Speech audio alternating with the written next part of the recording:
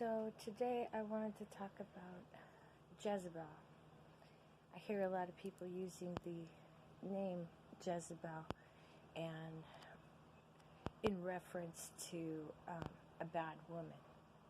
Now, whether she's bad or good, I don't care to discuss. That's not what I'm here to talk about. She was not a prostitute.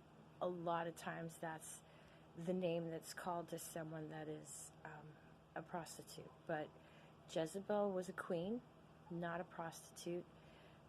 She worshipped a sun god, and she was foreign to the country that she ruled over because she married the king.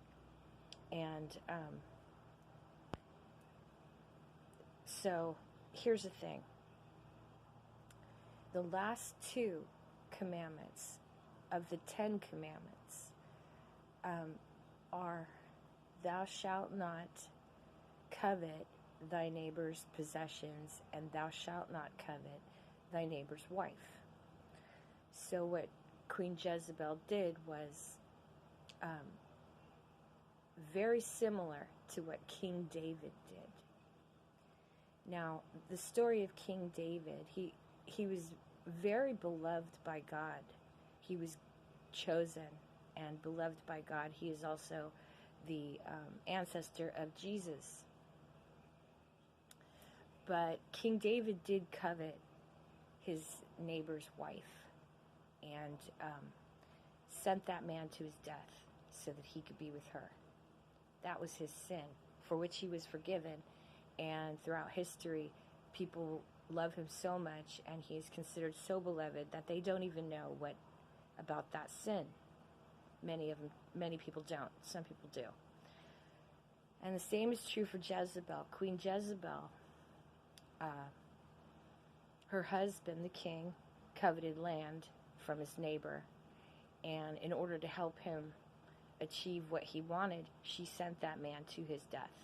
He did survive, and painted her out to be a villain because she got caught. She was not successful like King David in her murder. So actually, her sin was attempted murder. She did not commit actual murder because her plans were thwarted, probably by God. But because this was a woman that commit this sin, and oftentimes a woman foreign to the country that she's ruling, is a dangerous position to be in. And the Bible tells us at the end that she put on all of her makeup and did her hair and wore her jewelry and waited for the men that were going to come to kill her. And she faced him that way. Now, of course, that could be why the prostitution, the whore, rumor goes around. But I think she did that just to be in her own power and not show fear. That's what I think.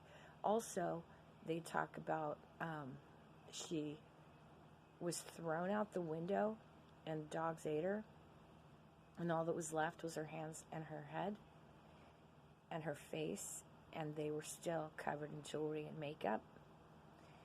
And I don't think that's true. If she was killed by dogs, her hands and her face would have been one of the first things to go, not what they left behind. So I think they killed her and threw her head and hands out the window. Probably, as usual, to show the crowds and the witnesses and whoever saw what happened and knew of her that this would be their fate if they made that same mistake. So, just wanted to clarify that.